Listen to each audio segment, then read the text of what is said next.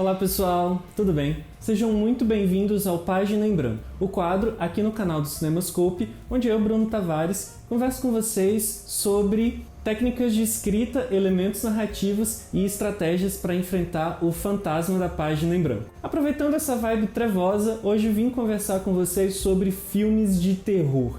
E, para começar, queria lançar uma pergunta. Você consegue dizer o que te faz sentir medo? Olha, essa pergunta ela tem atraído aí pesquisas e respostas há muitos anos.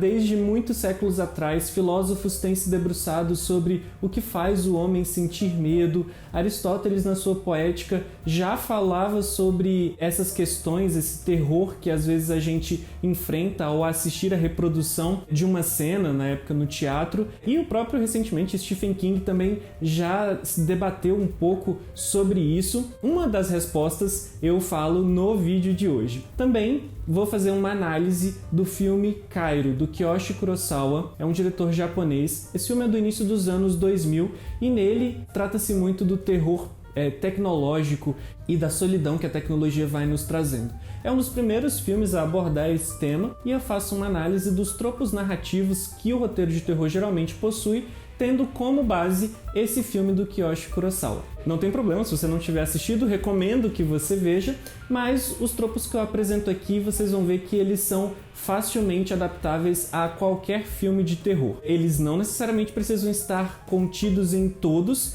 mas geralmente quando você assiste a um bom filme de terror, eles vão possuir aí todos esses 5 tropos narrativos que eu trouxe do livro Writing the Horror Movie. Eu sugiro muito que, se vocês se interessam, são entusiastas do gênero, querem aí colocar ideias no papel mais tenebrosas, vocês leiam esse livro, ele só está disponível em inglês. É um ótimo ponto de partida para quem quer escrever aí sobre colocar o horror na tela.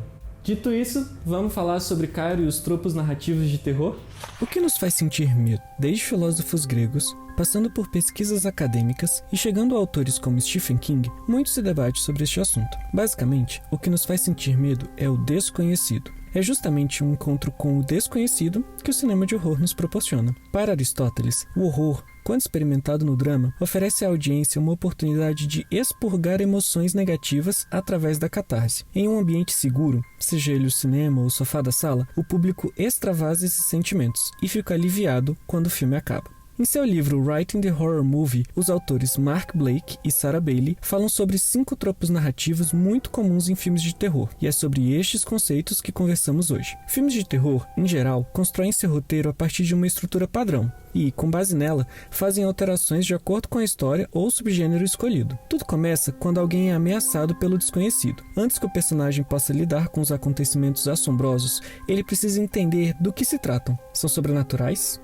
Animalescos? Frutos de experiências científicas mal-sucedidas? Após a identificação, o protagonista tenta derrotar o horror com as ferramentas que conhece, mas elas não serão suficientes. Para pôr um fim no elemento que está tentando machucar, possuir ou matar os integrantes da história, o protagonista precisa se aventurar no território do próprio desconhecido. Se conseguir aprender como o horror se comporta, então será capaz de atacá-lo de maneira bem sucedida, ainda que algumas vezes o conhecimento não seja suficiente e o protagonista acabe derrotado. Nesse segundo cenário, a história de terror termina com o horror indo aterrorizar outra vítima. Em Kairo, é exatamente isso que acontece. Produzido e ambientado durante a popularização da era digital no início dos anos 2000, o filme é pioneiro em lidar com o medo bem comum nos dias de hoje: o terror tecnológico e o enfraquecimento das relações sociais. Na história, Michi Kudo acaba envolvida em uma série de eventos sobrenaturais conectados pelo uso de computadores e da internet. Ao mesmo tempo, o universitário Ryosuke Kawashima percebe comportamentos estranhos em seu computador. À medida em que os desaparecimentos, suicídios, desastres e manifestações espirituais começam a acontecer com frequência, Michi e Ryosuke lutam para encontrar uma explicação para o que está acontecendo. Como elementos de roteiro,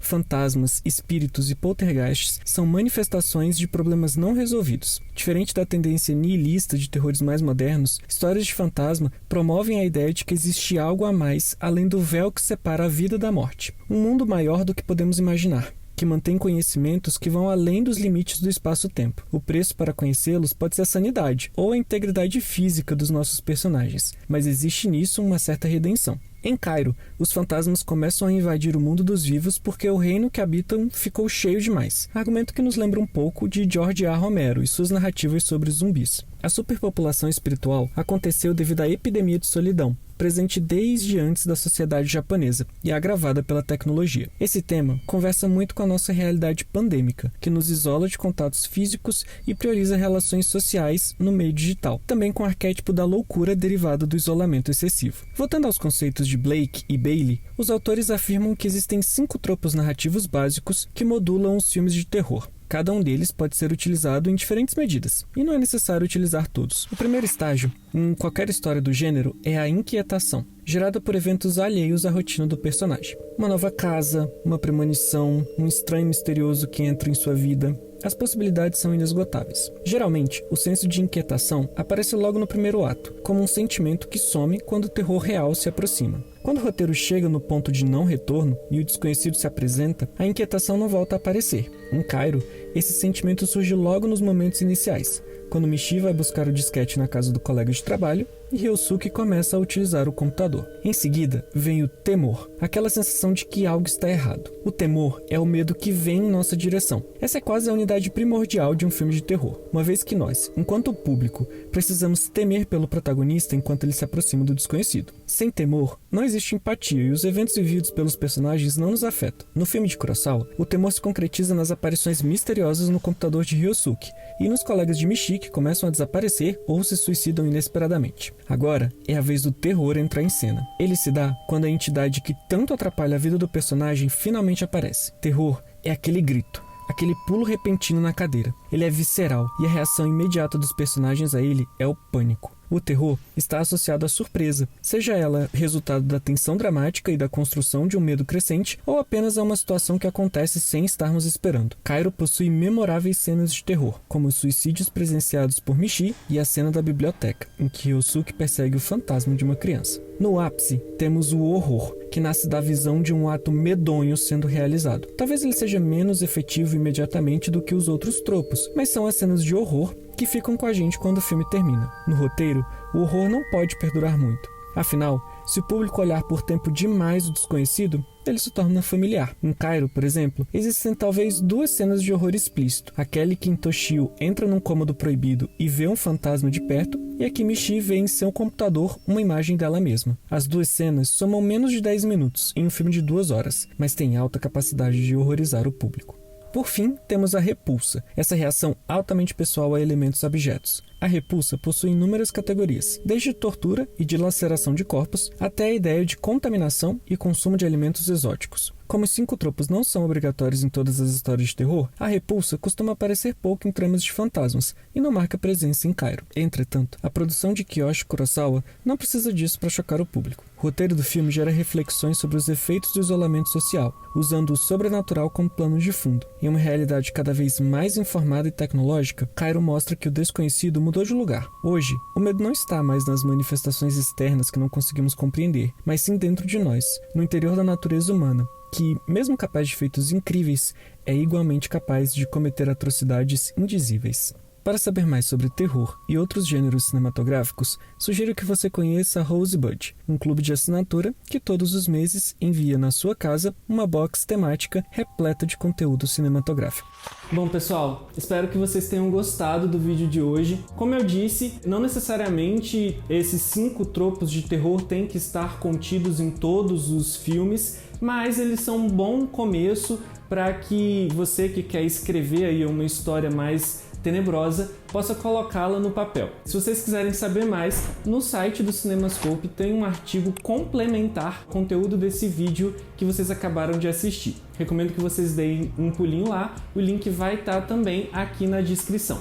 Eu aproveito para convidar vocês a seguirem o CinemaScope no Instagram, lá no @CinemaScopeBR, e também a participarem do nosso grupo no Telegram, onde com muita frequência a gente publica aí dicas e informações quentinhas sobre o que o CinemaScope está produzindo. Aproveito para pedir que vocês coloquem aqui nos comentários o que vocês acharam desse vídeo e sugiram também temas para os próximos vídeos aqui do Página em Branco. Espero que vocês tenham gostado, um grande abraço e até mais! Quer ter acesso a conteúdos mais aprofundados sobre cinema?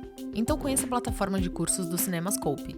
Nela, você encontra aulas imersivas sobre cinema nacional e internacional, ministradas por professores multidisciplinares.